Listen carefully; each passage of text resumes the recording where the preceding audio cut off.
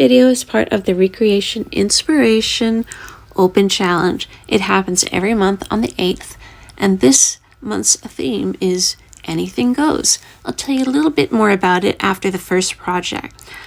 I want you to know that I chose Rebecca Virginia DIY as a creator that I was inspired by, and I chose 2 of her projects from her Dollar Tree Farmhouse DIY decor. Let's get on with the first project. The first project is a double hoop bead wreath using those beads from Valentine's Day and a frame from another project. Bottom left there, you'll see Rebecca Virginia's version, and now I'm going to show you mine. So I decided to add a few florals to mine, similar in color to the ones chosen by Rebecca Virginia. To start, I had pre-trimmed this chicken wire. I have this big roll of chicken wire. Don't ask me why. I kind of bought it by accident. But anyway, I trimmed it to a shape that I thought was close. And then I just actually used a regular office stapler and was very careful to get it on the raised section in the back of the frame, and it adhered no problem. Then I came in with some pliers and I twisted the ends that were poking out so they were like rounded and not visible anymore. And then on the side there, you'll see me using my trimmer to trim off the edges. So whichever works for you or whichever you need to do based on how your chicken wire goes, you could do that. Now I'm using this Castle chalk paint to dull down the orangey yellowy, and once I let that dry, I came in with some white chalk paint to give it a nice farmhousey look, and I wasn't concerned with like total coverage because I wanted it to look weathered, just like we do with all our farmhousey projects. Okay, and then I let that dry and I set about manipulating the wreath into the hoops.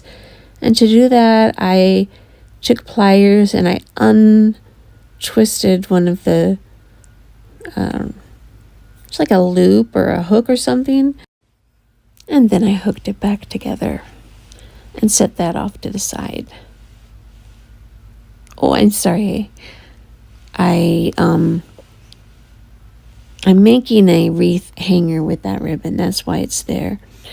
And I decided to make my flowers into like a little bouquet because I wasn't sure about how I wanted to trim the cotton pieces. And I didn't like how it looked just front facing. So I made a little bouquet and I just used some jute rope to tie it onto the beads. And I like how that looked, but I did want to hide the knot, so I went ahead and made a little finger bow. And you do that just like you would do for a tassel, but you wrap twine around the middle. So with a tassel you would create lengthwise, a finger bow, same thing, but you're wrapping it widthwise. I played around with the bow. I like to pull apart the loops and make it look a little fuller, and then I just attached it to the little bouquet with some hot glue. Now when Rebecca Virginia did hers, she wired the hoops to the frame, or to the chicken wire maybe, I forget. But my ribbon is actually going to be a real hanger, and I just used hot glue to wrap it around what I considered to be the top, and then I wrap it around the top of the frame and just hot glue it on the back, and then I'll trim it so there's no ribbon hanging for you to see, so it looks nice and clean, like so.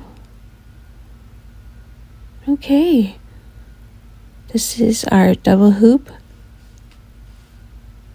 beaded wreath, and I will give you a better look at it during the final reveal. Jumping in with a little bit more information about the challenge. It happens every month on the 8th, and it's all about inspiration. You choose someone that inspires you, or you choose a few projects that you find inspiring. Our hosts are Amanda from 6 Kids and a Glue Gun and Charlene from CRAFTY Art Shack. This month's guest host is Tasha from Sunflower Tasha DIYs. And I mentioned earlier, I chose Rebecca Virginia DIY. It was hard to narrow it down to just 2, but I somehow managed. So sit back, relax, and enjoy the second project. Farmhouse home decor.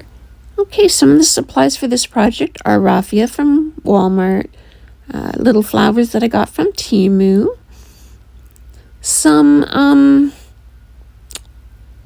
what are we pointing out here? Oh, Scrabble letters that I got from Amazon. You can get them from Dollar Tree, but there's not as many. The house shape comes from Dollar Tree, of course. The twine comes from Dollar Tree. And in the bottom left there is Rebecca Virginia's version of this little home. And now I'm going to show you my version. So the sheet music is from a vintage book that I purchased off eBay. I actually purchased about 3 vintage music books. I love how they look. I used them in place of scrapbook paper, and it looked exactly like what Rebecca Virginia used, so I was happy I had it. Just doing a rough cut here, since it's the outside shape. I'm going to make it fit in a little bit, but for now I'm just happy to be rid of the rest of the paper and get my work desk clear. And you'll notice I'm suddenly out of frame here. My tripod ring light thing that my phone is clamped on is broken, and I've tried gluing it, but I don't wait for the glue to set, so it keeps flopping down, like falling down, sort of hanging instead of being braced up. So I didn't know, and I was happily crafting and blissfully unaware that I was almost completely out of frame. But I'll tell you what I'm doing here in case it's a little hard. I'm basically what you missed just before this was me pushing the paper into the house shape, creasing it with my fingernail, and then cutting it to size. After that, I painted just the border, and I was going to stop there, but wasn't keen on how it looked. It looked a little bit out of place, so I went ahead and just painted everything white. I painted the inside white to dull down the color, and then painted the top of the border and the sides. And then at some point here, there we go, realized the camera had fallen down. So I pulled it back up and made sure it was going to stay. And then I went ahead and finished painting my house shape. Okay, so now I'm just kind of working on the wreath. I'm just kind of winging it here. I wrap the twine around my fingers just like you would for a tassel or a finger bow. And I just did that a few times until I was happy with the size of the ring. And when I left it and trimmed off a piece of jute and tied it so it didn't come undone. Now I'm going to go ahead and hot glue the little flowers down. And you want to choose like an odd number of flowers, so like 3 or 5. I would have liked to put more on this, but then you didn't see the wreath, and I kind of wanted to see the rustic, the rusticness of the wreath with the flowers. I thought that was a pretty contrast. Once I got the flowers on there, I made a little tiny bow out of the raffia, and then just hot glued it on the top there. And I swear I could make like 1,000 bows out of that package. There's so much raffia, and it's only like a couple dollars, so it's a pretty good deal. I pulled out my Mod Podge and put a thin coat on the inside. So on top of that color for paper that I had painted. And this is probably one of the few times where I'll just put the paper on the wet Mod Podge, because this kind of paper doesn't wrinkle or bubble or anything. You just kind of press it down and it's down. Alright, so if you watch any of my videos in the past or previous, you know that I love putting rope down to border things like in a frame or a different shape, like a house shape in this case. So I just ran some glue on the edges there and pressed the rope in.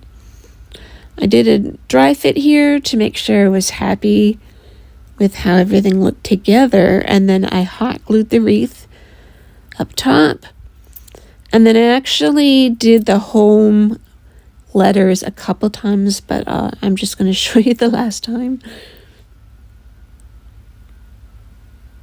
And there we have our farmhouse housey home decor. You could put this on a shelf or under a lamp. I'll give you a better look during the final reveal.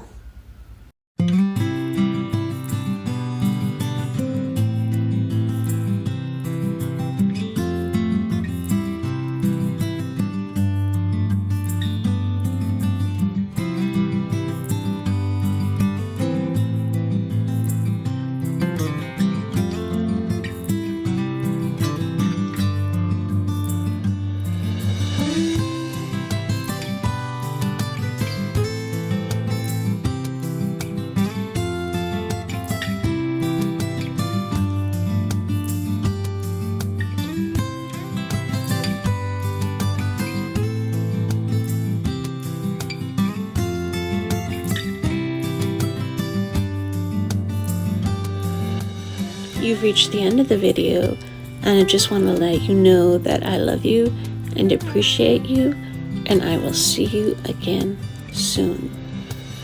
Bye bye.